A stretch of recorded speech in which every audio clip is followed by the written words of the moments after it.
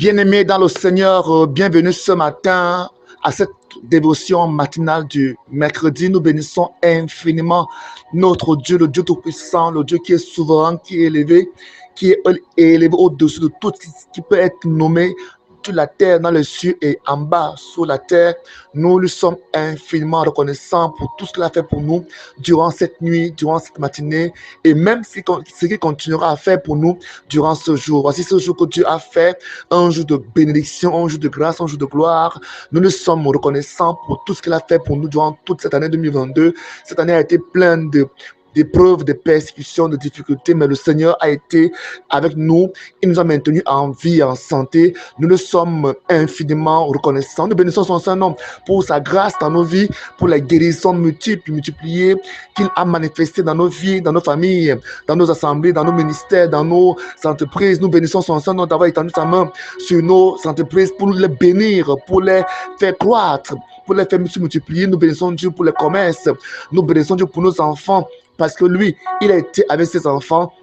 Il est toujours avec ses enfants pour les protéger, pour les garder, pour leur donner l'intelligence, pour leur permettre d'être des succès à l'école et dans la vie. Nous bénissons Dieu même pour ces enfants qui ont grandi, qui sont devenus des hommes. Et Dieu a béni encore cela afin qu'ils puissent se marier, puissent être insérés dans la société. Nous bénissons Dieu pour ceux qui sont vivants. Nous bénissons même Dieu pour ceux qui sont déjà partis. Parce que tout ce que Dieu fait est bon. Nous nous sommes reconnaissants ce matin. Seigneur, nous te disons merci pour tous ceux qui ont été durant cette année et ont suivi nos émissions, les ont partagées, pour tous ceux-là qui n'ont pas manqué éternel d'apprécier, de nous soutenir par leur conseil de fonds, par leurs finances, Seigneur, par leur témoignage. Nous les bénissons et nous te bénissons, Dieu, pour avoir fait cela, parce que c'est toi qui fais toutes choses en nous et au travers de nous. Seigneur, merci pour ceux qui écoutent. Merci pour ceux qui écoutent, pour ceux qui partagent. Merci pour ta puissance, Père, parce que pendant que nous prêchions, toi, tu agissais. Tu n'as pas arrêté d'agir.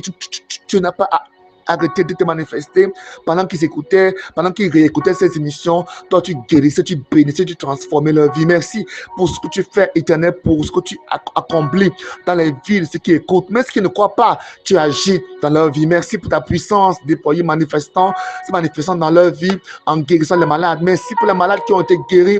Merci, Seigneur, pour les paralytiques qui ont été guéris, les sourds qui ont entendu, les muets qui ont parlé, les aveugles qui ont vu. Merci pour ta grâce, pour les cancers qui ont disparu, les fibromes qui ont disparu. Merci, Père éternel, pour les grossesses miraculeuses. Merci, Père éternel, notre Dieu, pour les bénédictions et les miracles financiers. Merci, Saint-Esprit, pour ce que tu as fait pour le salut, pour la repentance, les transformations. Merci, Saint-Esprit, pour ta puissance que tu as déployée, manifestant dans la vie des hommes et des femmes, des enfants. Nous te bénissons ce matin. Merci, Père, pour ta grâce. Merci, notre Dieu. Merci, Saint-Esprit, Père éternel. Gloire à ton Saint-Nom. Merci, Père éternel. Merci au nom de Jésus-Christ de Nazareth. Merci pour ma vie. Merci pour ma santé. Merci pour la grâce que tu m'accordes d'être vivant en santé et faire ces émissions. Merci, Papa, pour la grâce. Merci pour tout. Merci pour tout, Père éternel, au nom de Jésus. Ce matin, nous parlerons de l'importance de témoigner. Il faut comprendre quand Dieu agit, nous lui retournons la gloire par le témoignage.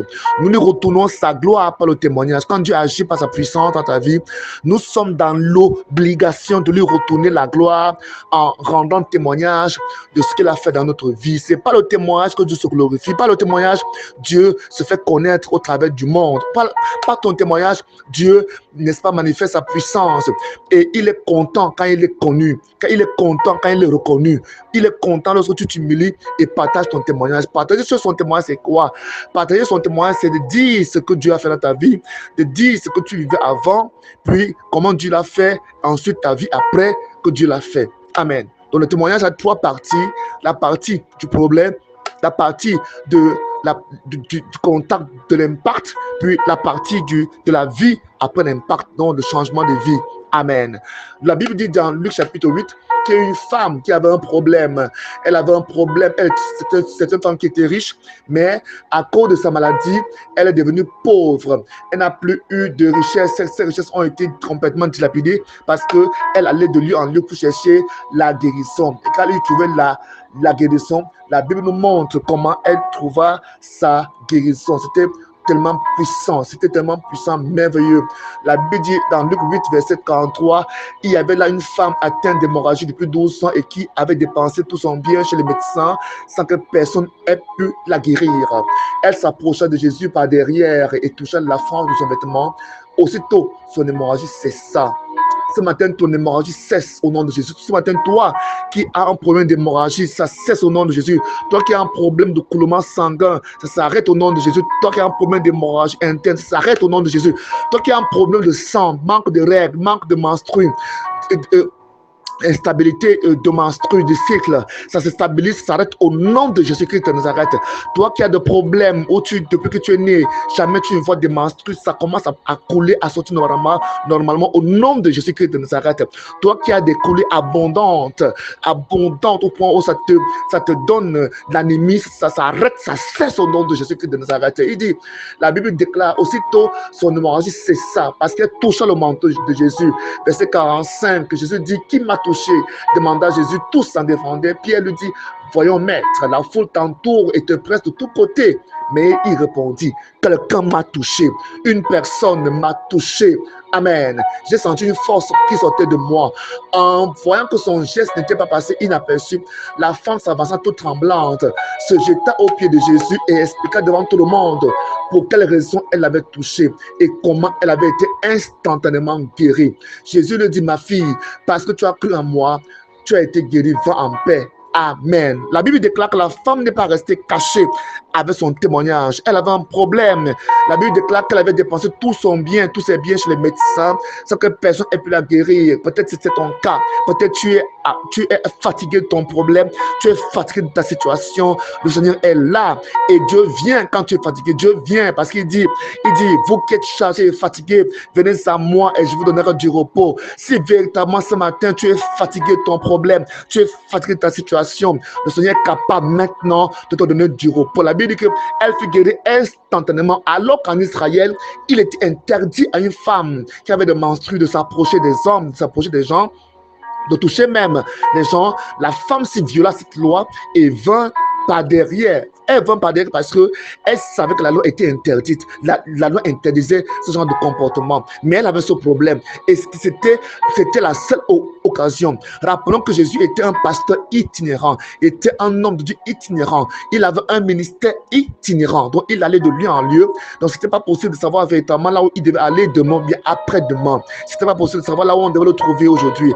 Alors, les gens le suivaient, le cherchaient. Et quand tu le trouvais, il fallait profiter à l'instant. La Bible déclare que elle s'approcha de Jésus par derrière et toucha la frange de son vêtement. Aussitôt son hémorragie cessa. Son hémorragie cessa et elle témoigna. Quand elle témoigna, ça changea complètement le ministère de Jésus.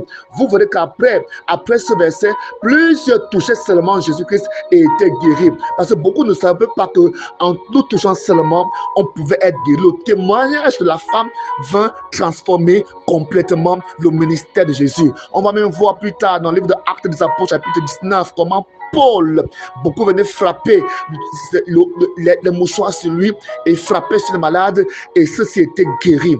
Cela vient de qui? De cette femme. Donc ton témoignage peut encourager quelqu'un à croire ou alors à recevoir sa guérison, à croire ou à recevoir sa délivrance. Ton témoignage aussi permet à ce que la gloire de Dieu lui soit rendue, à ce que la gloire de Dieu lui soit rendue.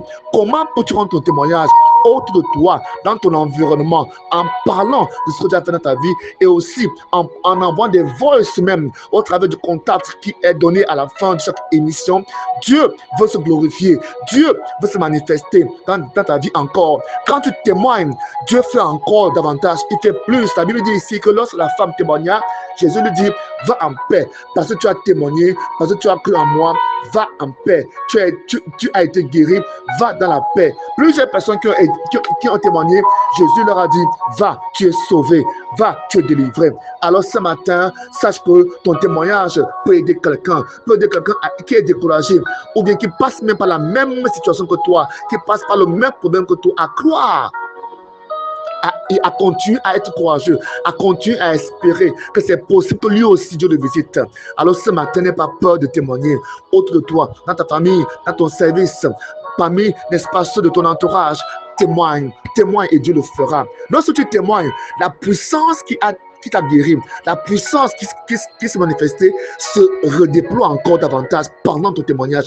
Et ceux qui écoutent peuvent être délivrés. Ceux qui écoutent peuvent être libérés. C'est ça la puissance du témoignage. C'est que le témoignage, n'est-ce pas, dégage et véhicule des portes et transporte une puissance capable de toucher ceux qui croient en Dieu, ceux qui croient en ce témoignage-là. Celui qui t'a guéri, pendant que tu témoignes, la gloire lui revient et guérit encore d'autres personnes qui t'écoutent. Alors témoigne. Que Dieu te bénisse au nom de Jésus-Christ. Père, je prie et je viens chasser de leur cœur, de leur vie, de toute forme de maladie, toute forme de maladie, toute forme de poison, toute forme d'infection, toute forme de poison, que ces choses sortent de vos corps à partir de la tête jusqu'aux pieds, libère votre ventre au nom de Jésus, que la guérison demeure en vous, que la guérison demeure dans vos cœurs, dans vos âmes, dans vos esprits, dans vos corps au nom de Jésus-Christ. Amen. Mon nom c'est l'apôtre Bétien Bled Jean-Chuel. Mon contact est de plus 237 699 97 82 47. Soyez bénis.